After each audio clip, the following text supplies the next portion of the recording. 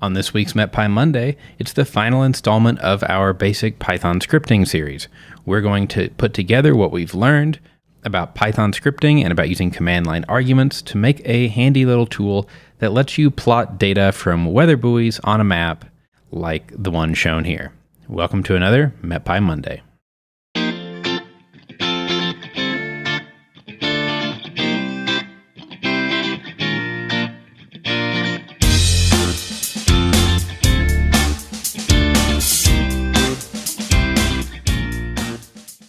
Hello, I'm John Lehman, a software engineer at Unidata.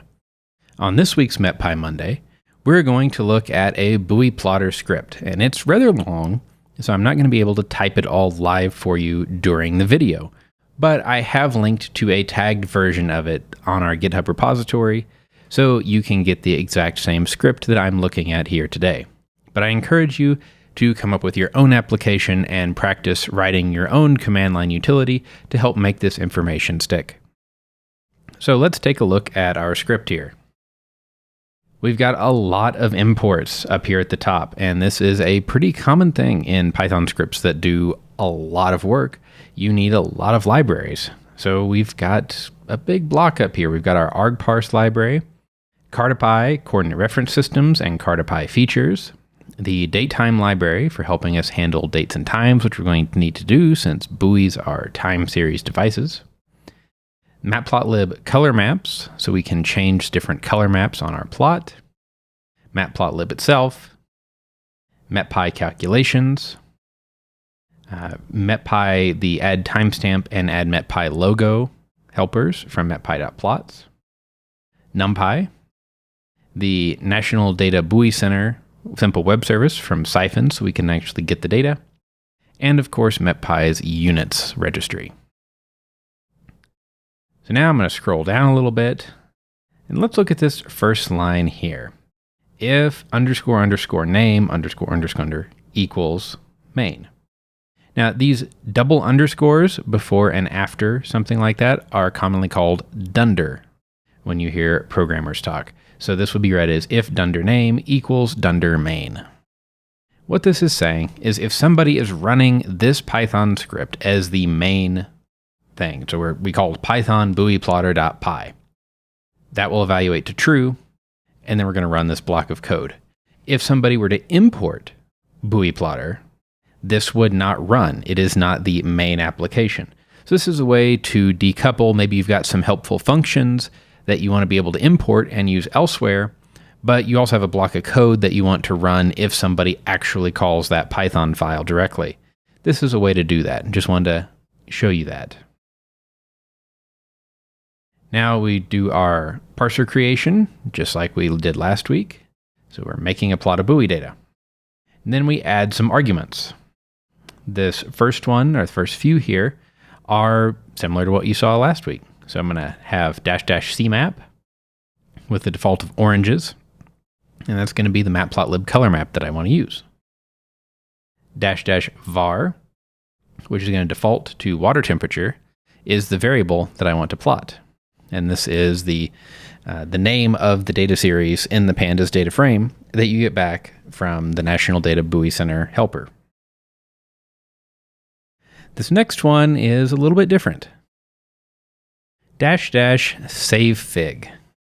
So what I want to do here is say, well, save the figure as some kind of file on my disk instead of just displaying it to me. This doesn't really have a particular command line argument that would follow it. Or you could have the file name or something, but let's say it doesn't. It's just, if it's there, we want to do it.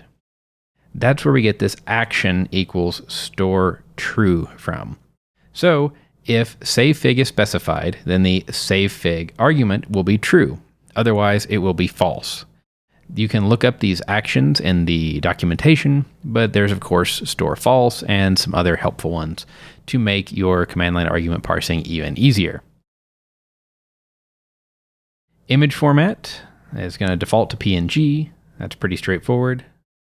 Min and max are the color bar bounds, the lower and upper bounds, and they need to be type int and are going to default to none. So it will select them based on the data range since they default to none, but you could specify it. and then m size for the marker size. It's also an int, and I'm going to default to 5. Then we parse those arguments out. Now let's look at where the work's actually happening down here. So I print downloading data, and we go get the latest observations from the National Data Buoy Center. Remember, this is going to be one data frame that has the most recent observation from every buoy in the network, which is almost 800 buoys. Then we say complete and return the number of stations to standard output there. So we'll see how many stations we got. And I'm going to print the columns that are in that data frame just so I know what variables are available for me to call next time. There are more elegant ways to do that, of course, but this helps illustrate how this might work. Then we do some pretty standard pandas things, like we're dropping rows with nan for the data we want. So drop in a, the subset is whatever variable we supplied. So water temperature, let's say. This is going to drop all of the rows or all the buoys that don't have the water temperature data. And in place equals true just means we don't have to reassign df equals here. Then we print out some number of stations with the variable, whatever, our water temperature in this case. So this might say 600 stations with variable water temperature. Then \n is a special character for going to a new line. And then we say plotting. This should look pretty familiar from our MetPy Monday where we actually just made a static plot of some buoy data. So I'm going to do a Lambert-Conic conformal projection, make my figure, make my axes. Don't forget to specify the projection there. I'm going to add coastlines, oceans, land, country borders, states, lakes, and rivers. So we're adding a lot of features here. That takes a little while to plot. And you notice I'm using with scale 1 to 50 million to get the rough, nice resolution for what I want. And we're doing borders and states with a dotted line style, and lakes and rivers with an alpha of 0.5 to make them a little bit transparent and look different than the oceans. We call our add timestamp helper, which is going to add a timestamp for when we created this figure. So it's going to say created and then whatever today's date and time is. Add the MetPy logo to the figure and provide some coordinates. This will change as you change figure sizes and other things, but it's nice to put the logo on there. And then we actually make our scatter plot. So ax.scatter, this is pretty standard, longitude, latitude.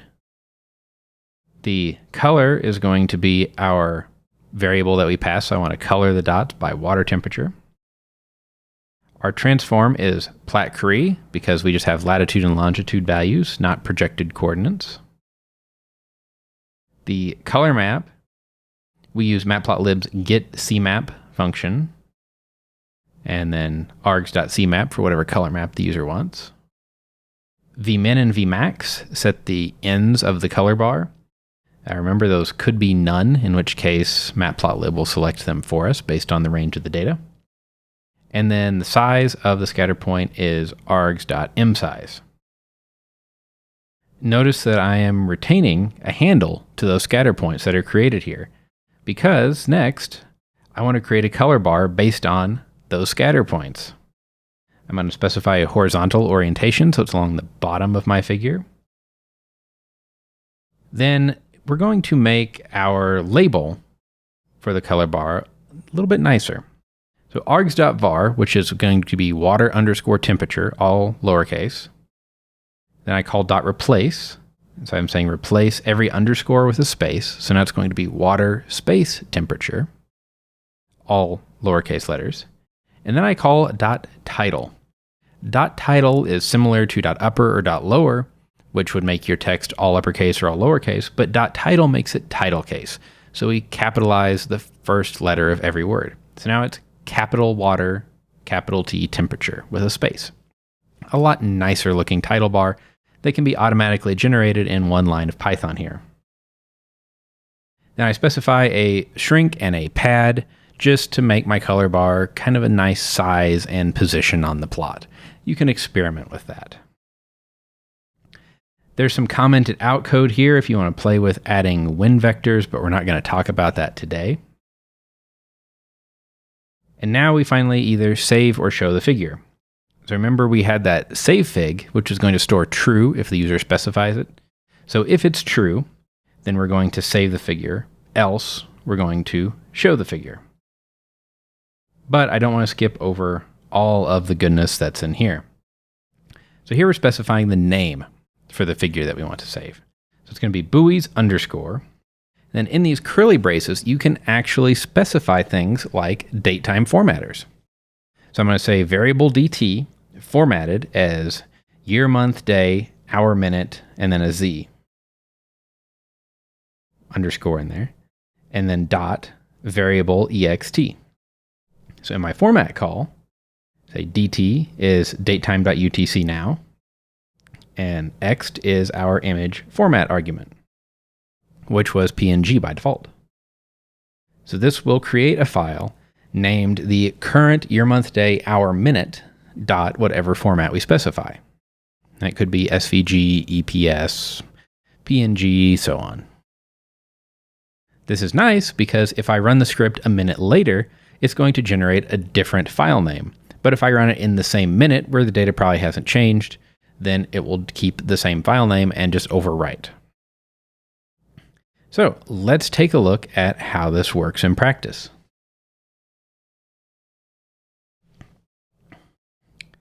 The first thing I'm going to do is just call it with no argument specified. So it's going to download the data, 794 stations, 465 with water temperature. You can see some of the other variables that we could get there, such as wind speed, direction, pressure tendency, and dew point, visibility, and so on. Now, a lot of these stations don't always have all of the variables. That's one thing you have to be a little careful about. For example, water level above mean, you're not going to get many stations that report that. And now it's plotting, which is going to take a little bit.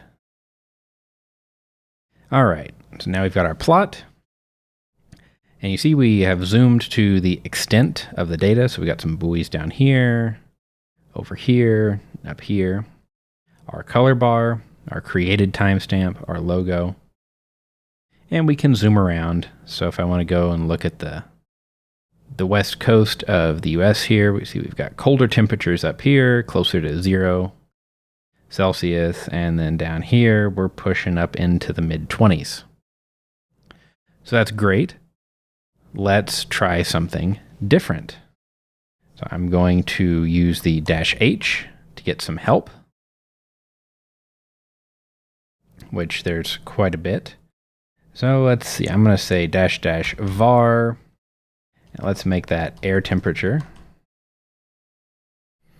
And CMAP. Let's use the plasma CMAP. Why not? And let's set a minimum of 10 and a maximum of 30. And let's make the markers about twice as big as they are. So you see, this is an easy way for me not to have to go back into the script and change things, just to play with it on the command line here. And then you can even script this. So write a shell script that runs a bunch of these automatically every day or something like that. Instead of having different programs to make maps of air temperature, water temperature, wind direction, whatever you wanted, you could have one and script it with all these different command line arguments, and then just call that shell script. So we're going to go ahead and wait for this to complete. All right, so we got our plot back. So we see we have a minimum of 10, maximum of 30, which gives us some nice contrast. And of course, it's just going to clip. So everything below 10 would be pegged at that color, and everything above 30 would be pegged at that color. But if we zoom in here on the East Coast, we see, as we'd expect, a temperature gradient from south to north. And of course, we'll go back and see the whole view. We see we're a little warmer out here. A nice temperature gradient across this part of the network. So this is a pretty useful tool to do some quick exploratory data analysis and get a real-time sense of what's going on. I hope that you found this useful and that you can integrate this into your scientific tools to help make your workflows more efficient. Thank you for joining me, and I'll see you on next week's MetPy Monday.